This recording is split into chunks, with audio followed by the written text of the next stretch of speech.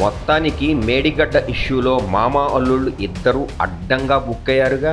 మరో పక్క ఈ ప్రాజెక్టుకు సంబంధించిన అధికారులు విచారణలో మాకు తెలియదు, గుర్తులేదు, మర్చిపోయా అంటుంటే, మరికొంతమంది అధికారులు మేడిగడ్డ నిర్ణయం పూర్తిగా కేసీఆర్, హరీష్ రావులదే అని తేల్చి చెప్పేశారు.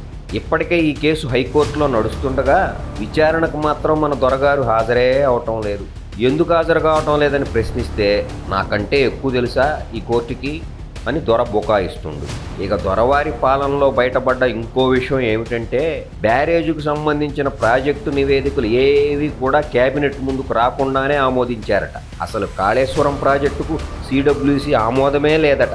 వీళ్ళు చట్టసభలకు రారట, కోర్టులకు రారట, చట్టాలను గౌరవించరట, ఓన్లీ కల్వకుంట్ల రాజ్యాంగం మాత్రమే ఫాలో అవుతారట. అంతా నా ఇష్టం.